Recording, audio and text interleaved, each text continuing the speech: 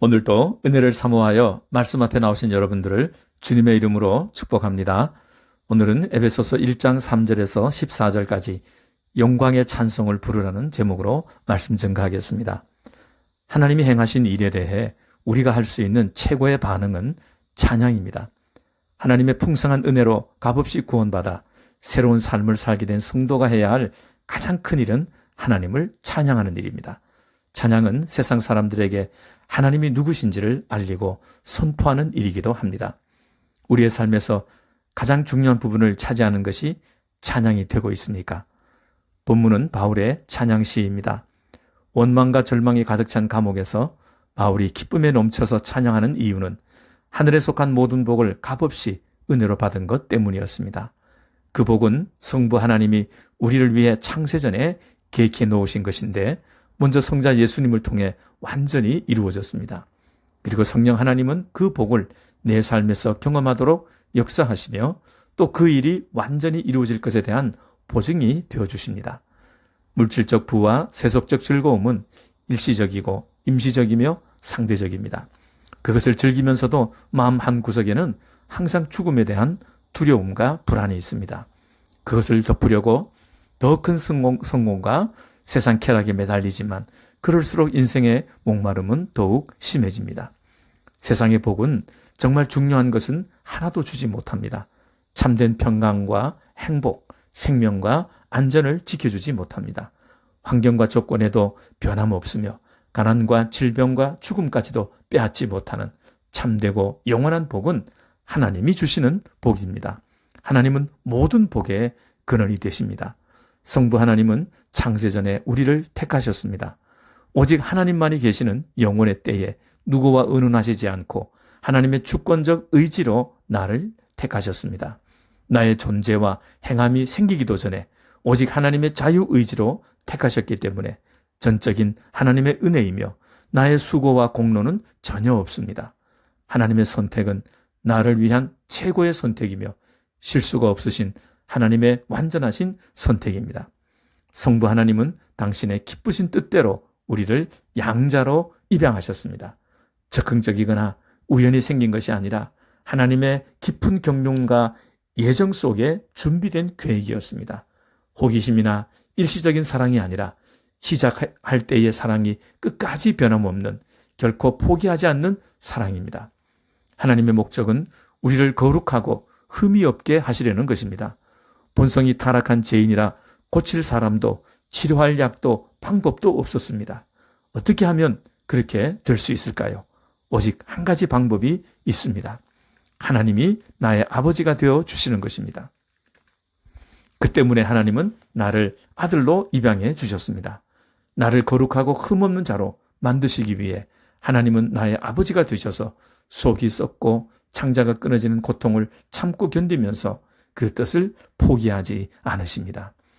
아들이 어떤 상처와 장애를 가지고 있어도 그 아들을 버리지 않고 끝까지 사랑으로 돌보며 책임지시는 분은 아버지 한 분뿐입니다. 하나님에게는 불가능한 일도 실패도 없습니다. 최고의 아버지이신 하나님은 반드시 아들인 나를 거룩하고 흠없는 자로 고쳐 놓으실 것입니다.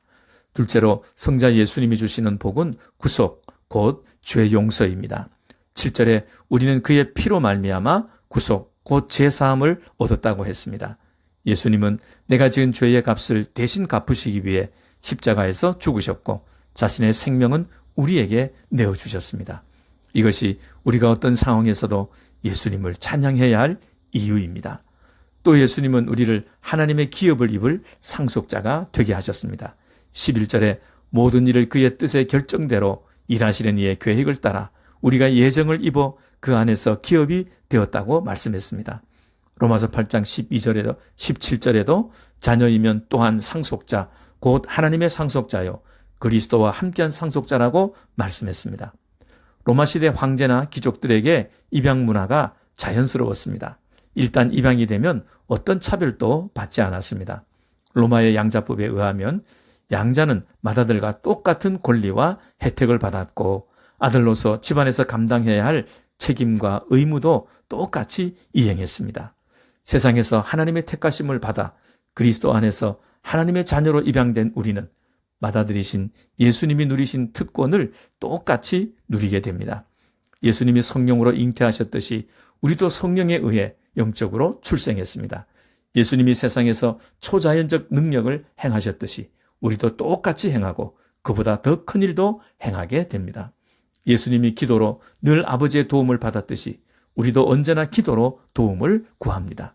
예수님이 부활 승천하시고 하나님 보좌에서 영원히 왕노릇하신 그대로 우리도 장차 주님과 같이 그렇게 할 것입니다. 주님이 아버지의 뜻을 이루시려고 십자가의 고난과 죽음을 감당하신 것처럼 우리도 아버지의 영광과 하나님 나라를 위하여 십자가를 지고 가야 합니다. 그것은 부끄럽고 피할 일이 아니라 받아들이니까 하는 영광스러운 특권입니다. 하나님께서 예수 그리스도를 통해 이루시려는 목적 두 가지가 있습니다. 8절에 그가 모든 지혜와 총명을 우리에게 넘치게 하사 그 뜻의 비밀을 우리에게 알리셨다고 했습니다. 5절에 있는 하나님의 양자로 입양하는 이 약속은 이미 성취되었습니다.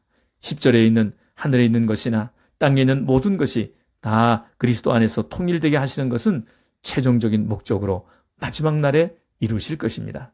통일이란 오직 한 분 머리 대신 그리스도에게 만물이 복종하게 되어 그리스도의 통치가 완전히 이루어지는 하나님 나라의 완성을 말합니다. 세 번째, 성령 하나님이 주시는 복입니다. 성령님은 구원받은 사람을 한 사람도 빠짐없이 도장을 찍어주십니다.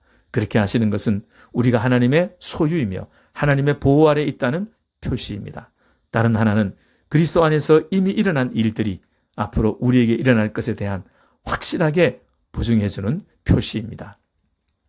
예수님은 우리의 빚을 이미 다 갚으셨기 때문에 우리는 하나님의 자녀와 상속자가 되었습니다. 그러나 자녀에게 약속된 모든 것이 다 이루어진 것이 아니라 아직도 진행 중에 있습니다.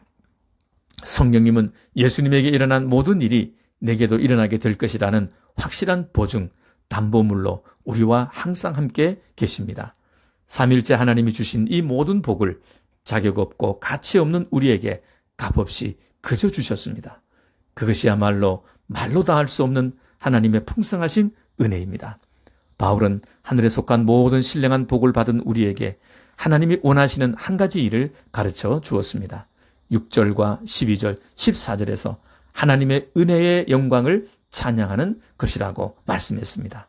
구원받은 성도의 삶에서 가장 중요한 일은 하나님이 행하신 모든 일을 찬양하는 것입니다. 하나님이 주신 은혜와 복이 무엇인지를 잘 알고 그것에 대해 가장 잘 반응하는 것이 찬양입니다. 항상 찬송을 부를 때는 그 찬양이 나의 간증과 고백이 되고 나의 믿음이 되어서 불러야 합니다. 나의 찬양이 될 때까지 반복해서 부르고 계속해서 부를 때 진정한 찬양이 될 수 있습니다. 우리는 삶에서 찬양이 아닌 다른 일로 더 분주하지는 않습니까? 모일 때마다 나를 통해 주님이 행하신 일들과 내게 주신 은혜들을 찬양하며 전합시다. 하나님이 가장 기뻐하는 제사는 황소를 드림보다 나의 찬양을 드리는 것입니다.